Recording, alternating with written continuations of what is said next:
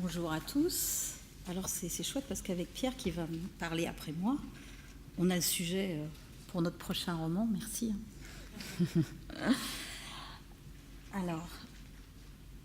Alors moi je me présente devant vous avec mon nom de plume, donc Angeline Vagabule. Mais derrière ce nom de plume, il y a aussi une professionnelle qui a travaillé dans beaucoup d'organisations internationales. J'ai commencé mon parcours en organisation et système d'information, j'ai fait de l'audit financier. Et de façon plus récente, j'ai eu beaucoup de fonctions de direction des ressources humaines donc dans des grandes entreprises. Donc je viens vous raconter une histoire vraie. Donc c'est vraiment une histoire que j'ai vécue donc avec l'entreprise dans laquelle je travaillais, donc que j'ai quitté depuis. Et c'est une histoire que, je pense, une majorité d'entre vous, vous faites tout pour que ça ne se produise pas. Mais malheureusement, ça arrive. Donc moi, ce que je viens vous raconter, c'est effectivement cette plongée dans le chaos, cette expérience utilisateur donc, qui nous est arrivée. Donc à l'époque, j'étais directrice d'un département dans cette entreprise. J'avais des équipes aux quatre coins de la planète. Et donc, on travaillait de façon virtuelle au quotidien. Alors j'ai voulu raconter cette histoire. Alors pourquoi j'ai voulu la raconter ? Alors tout d'abord parce que je pense que c'est une belle démonstration des conséquences d'une impréparation, surtout opérationnelle, pas technique, je ne vais pas du tout vous parler technique, vraiment les conséquences de cette impréparation sur la productivité d'une entreprise. C'est aussi une belle démonstration, ça j'ai trouvé plutôt positif, de la puissance du collectif humain et de la capacité d'un groupe d'individus à réagir devant l'adversité. Mais j'ai aussi raconté cette histoire, parce que j'ai des activités d'écrivain depuis déjà un certain temps, et un sujet que j'aime beaucoup traiter, c'est notre fragilité face, je dirais, à ce monde digital qui envahit nos vies. Et je pense que ce témoignage aussi met en avant cette fragilité.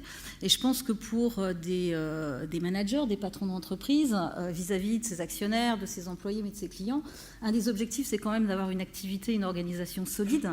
Donc vraiment démocratiser le discours et vraiment sensibiliser tous les acteurs de l'entreprise sur cette fragilité, je pense, est importante pour en ressortir plus fort. Alors, pour vous donner quelques éléments de contexte sur cette organisation.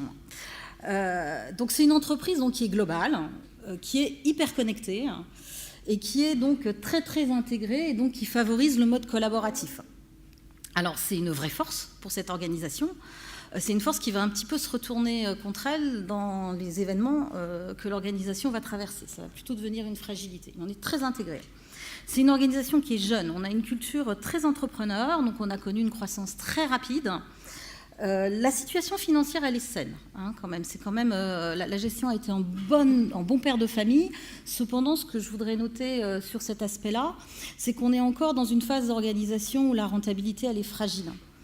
Donc, en conséquence, vous avez vraiment des opérationnels qui sont hyper concentrés sur leur business pour développer l'activité client et en interne, construire l'organisation sur tous ces systèmes internes et ces infrastructures. Et bien entendu, des opérationnels, on est en 2017, qui sont très dépendants des outils digitaux, ça, c'est pas une surprise. Mais c'est vrai qu'on prend un peu de recul, c'est aussi des opérationnels, donc comme ils sont très concentrés sur leur business, qui sont peu conscients de leur vulnérabilité et de leur dépendance.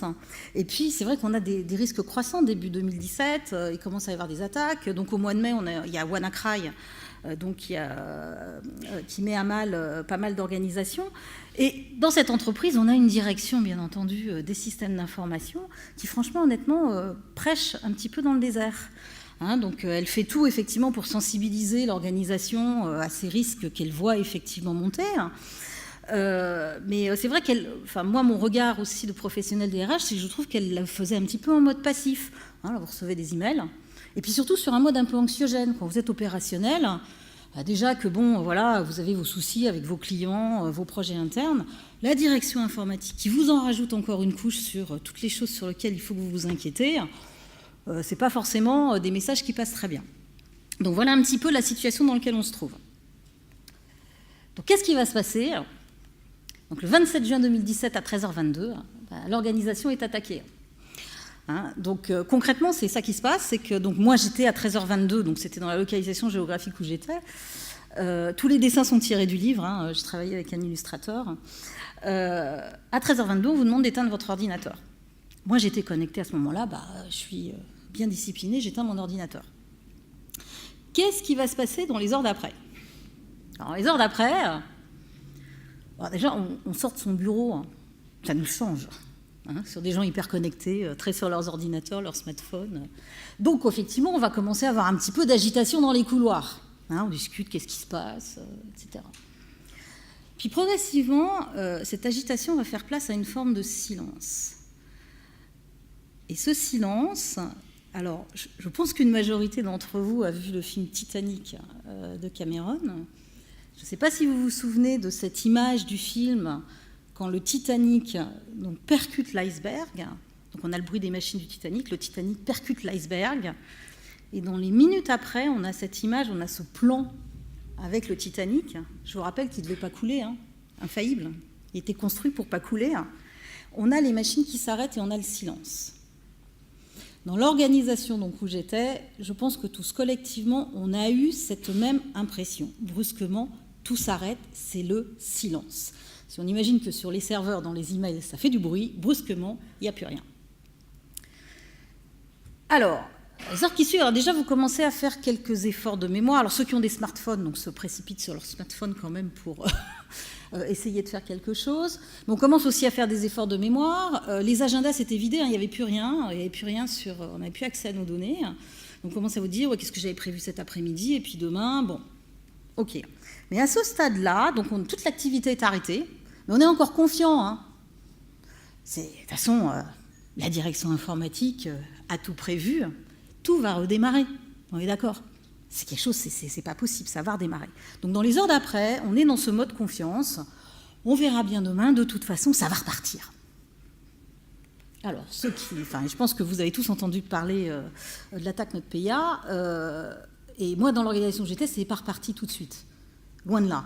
On est resté 3 ou 4 semaines de mémoire dans le chaos, sans rien. Alors, qu'est-ce qui s'est passé dans les jours d'après? Dans les jours d'après, individuellement et collectivement, on est passé par plusieurs phases. Alors, la première phase, c'est la sidération. Hein, la sidération, c'est juste pas possible. C'est pas possible. Hein, vous reniez la situation, vous la rejetez. C'est pas possible. Et on est toujours dans cette phase-là. De toute façon, la direction informatique a tout prévu. Ça va repartir. Après la sidération vient le moment de la colère. Là, vous commencez un petit peu à vous énerver. Les heures passent, vous avez des clients à servir, vous avez des choses à faire. Hein, donc là, vous commencez un petit peu à vous énerver. Alors, vous énervez contre quoi? Alors, vous allez vous énerver contre cette direction informatique qui communique toujours pas, on ne sait pas ce qui se passe. Hein. Enfin, c'est un premier ennemi assez facile dans une organisation quand on fait face à un événement de ce type. Alors, vous pouvez être aussi en colère parce que donc, quand il y a eu notre pays, on en parlait un petit peu à la télévision quand même, aux informations. Donc, vous êtes un petit peu en colère contre cet ennemi virtuel qui est venu mettre à mal votre outil de travail. Hein. Donc là, effectivement, vous n'êtes pas content. Hein, et puis, alors ça peut être intérieur, mais ça peut être aussi avec des collègues. Phase d'après, désespoir. Donc là, dans le désespoir, il y a plusieurs choses qui se passent. D'abord, il y a effectivement ce constat progressif, au fur et à mesure que les heures et les jours s'égrènent, de tout ce que vous ne pouvez pas faire. Hein, donc là, alors vous vous mettez à rêver à des choses. Hein, donc si vous avez envie de lire le livre, je décris effectivement, moi, ce moment où j'ai rêvé du bon vieux téléphone. Hein, comme beaucoup d'entreprises, on était passé en communication en mode IP, hein, donc on n'avait plus du tout de ligne analogique. On n'avait même plus les téléphones physiques sur nos bureaux. Il y en avait encore qui avaient un téléphone physique sur un bureau, mais quand on décrochait le téléphone, il ne se passait rien. Hein, donc là, vous êtes dans une phase de désœuvrement complet. Moi, j'avais des équipes à Varsovie, je ne pouvais pas les joindre. Parce que je me suis rendu compte dans ce moment-là qu'effectivement, ils n'avaient pas de téléphone portable professionnel. Donc qui, effectivement, n'était pas forcément gênant par rapport aux activités qu'ils avaient au quotidien quand tout fonctionnait, mais qui, là, dans ce moment-là, devenait extrêmement bloquant. Je ne pouvais pas les contacter. Hein, donc là, on sombre un peu dans son désespoir, et alors, peut-être le fin fond du désespoir, on se met à ranger son bureau. Moi, je sais qu'on aurait tous bien rangé nos bureaux dans ces moments-là, mais puis bon, on est un peu en mode attente. Alors, la bonne nouvelle, c'est qu'il y a un moment, quand même, on accepte la situation, on se dit, il faut que ça reparte. il faut que ça reparte, on est quand même des collaborateurs engagés, donc on va commencer progressivement à se remettre en action. Donc là, effectivement, quand on accepte la situation, on commence à réfléchir à des stratégies alternatives. Donc on commence à se dire, ah bah tiens, comment je vais faire pour récupérer des numéros de téléphone, comment je vais faire pour contacter un tel ou une telle sur un certain nombre de choses. Et la dernière phase, c'est que vous vous remettez en action. Alors là, vous êtes dans le mode débrouille, donc sur une échelle qui est assez significative. Et l'entreprise dont je vous parle n'a pas été la seule. Pendant 4 semaines, on a fait tourner l'entreprise par SMS et par le fameux WhatsApp. Donc là, on est dans une phase d'acceptation et d'action. Je dirais, on se remet à travailler. Alors, on est d'accord que la performance est un petit peu plus délicate, mais on arrive à travailler. C'est le système D. Alors, cette phase-là, tout ce processus-là, il est très connu en matière RH, vous le connaissez aussi. Enfin, des fois, on appelle ça la courbe de résilience. C'est aussi la courbe de deuil. Donc, c'est des aspects psychologiques qui ont été observés sur tout individu et groupe d'êtres humains. Ce qui est intéressant dans l'analyse, c'est que déjà, vous êtes obligé d'y passer. Quand vous avez un événement de ce type, individuellement et collectivement, vous êtes obligé de passer par ces phases-là. Alors, je vous invite aussi un peu d'introspection sur des événements de ce type que vous avez pu traverser. On passe forcément par ces étapes-là. Donc, les premières étapes, il y a une forte baisse d'énergie et donc d'activité. Donc là, ce qui est important pour les entreprises, c'est là où vous avez toute la baisse de productivité. Il ne se passe plus rien. Votre activité est à l'arrêt. Et après, effectivement, l'énergie remonte, vous acceptez la situation et vous vous remettez en fonctionnement. Donc la productivité, elle est moindre, mais elle est quand même encore là. Donc je pense qu'un des premiers enseignements, et je vais en parler un petit peu encore par la suite, c'est effectivement pour une organisation qui fait face à ce type d'événement, c'est de bien préparer ses équipes pour que les 3 premières phases, sidération, colère, désespoir, on les passe les plus rapidement possible. Quand on est un business, on ne peut pas rester trop longtemps dans ces phases-là où finalement il ne se passe rien. Il faut servir des clients, il faut faire tourner des machines, il faut avancer. Et donc plus on se prépare, plus l'idée est de passer très rapidement dans ces premières phases.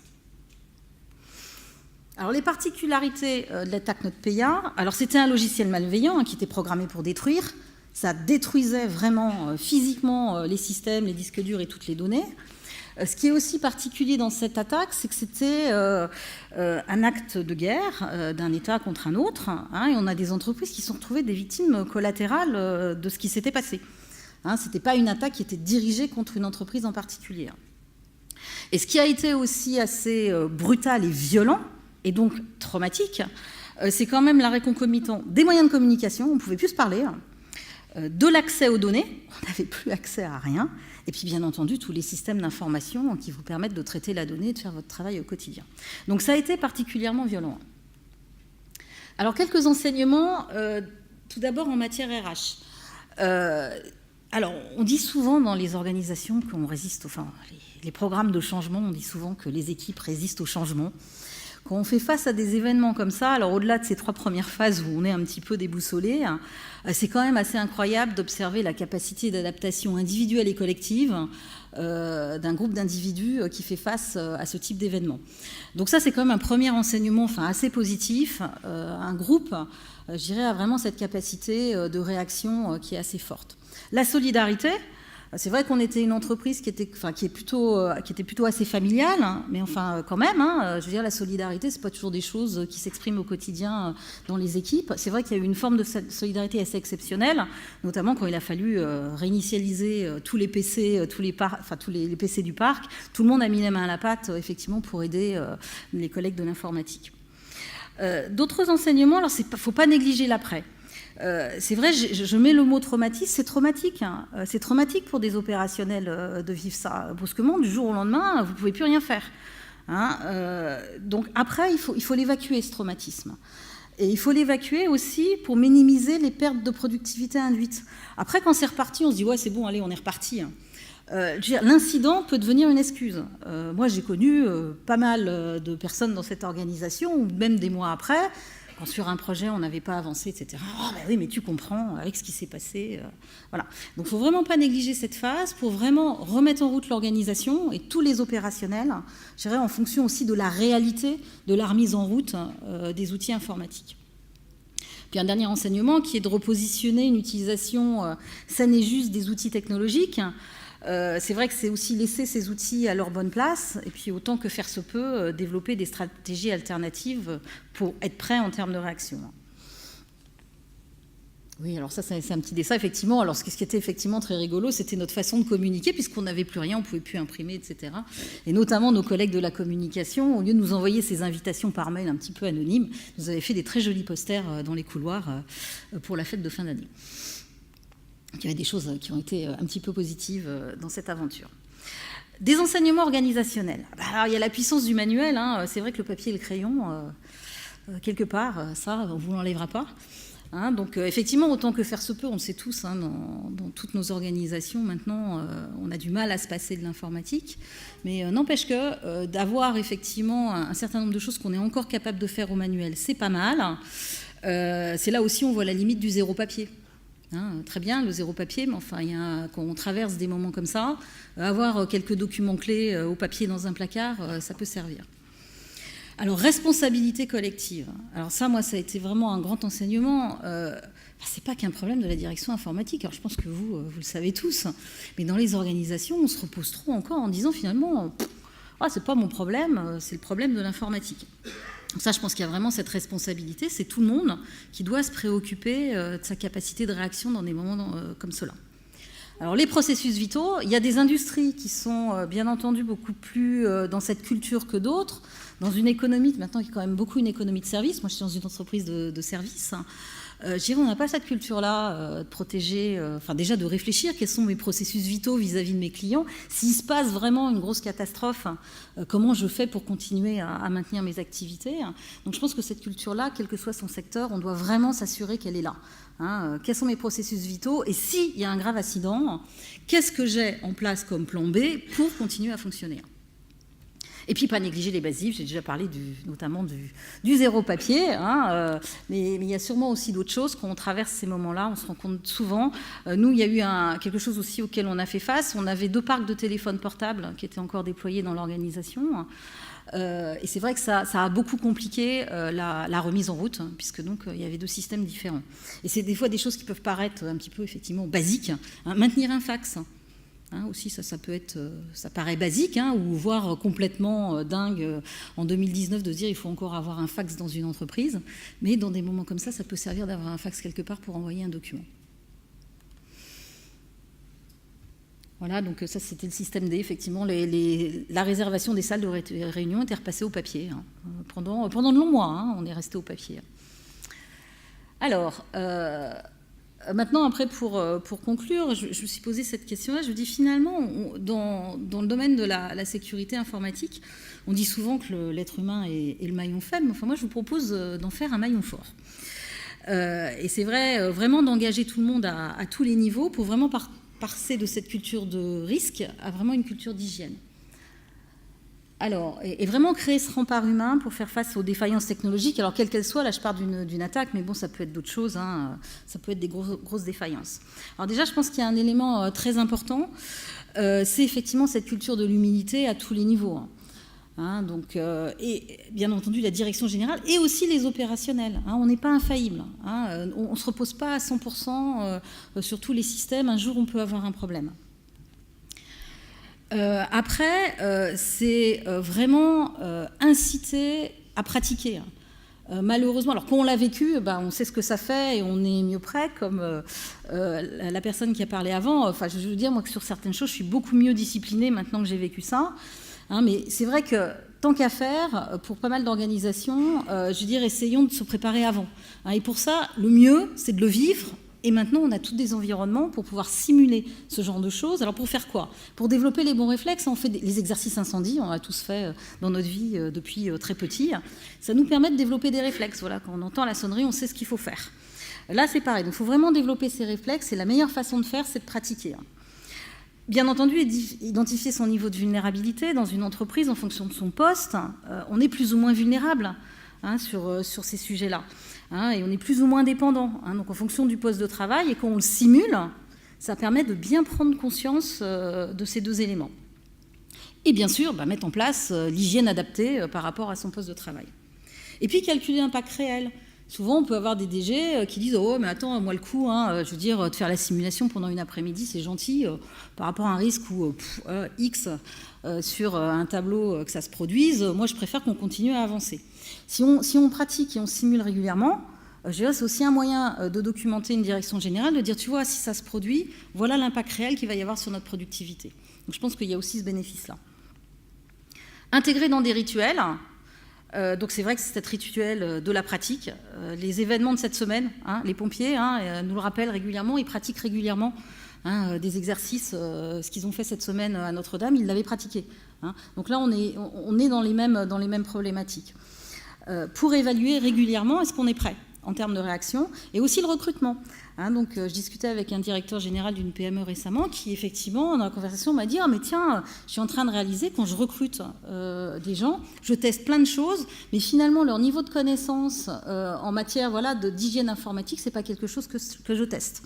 C'est peut-être sûrement aussi des choses maintenant intégrées dans des processus de recrutement. » Et puis, bien sûr, les deux seuls objectifs, quand on fait tout ça, c'est la continuité des activités et puis la pérennité de l'entreprise. Moi, l'entreprise pour laquelle je travaillais, ça va, se porte très bien et s'en est très bien sortie. Vous le savez tous, il y en a qui ont mis la clé sous la porte après des attaques de ce type, qui n'ont pas été capables de s'en relever. Alors, le mot de la fin. Le mot de la fin, c'est de prendre du recul et puis de prendre un petit peu notre distance par rapport à ce monde qui se digitalise énormément, pour rester un petit peu dans la réalité. Donc moi, cette histoire, je la mets à disposition de toutes les entreprises qui ont envie de travailler dans ce sens. Voilà, donc si vous voulez effectivement me retrouver, vous me trouverez très facilement sur le net avec mon nom de plume. Et puis, pour le mot de la fin, un petit scoop pour l'occlusif, pour vous remercier aussi de m'avoir donné la parole. Je vais ressortir une édition de ce livre qui est préfacé par Marc Watin-Augoire, donc que vous devez tous connaître, donc qui a accepté de préfacer mon livre. Et donc, l'édition, il m'a dit qu'il travaillait dessus ce week-end. Comme ça, il n'a plus le choix, il ne peut plus s'échapper. Voilà, donc je vais ressortir une édition du livre préfacé par lui, et donc vraiment avec cet objectif de démocratiser le discours pour tout à chacun. Voilà, je vous remercie de m'avoir écouté, et puis bonne continuation.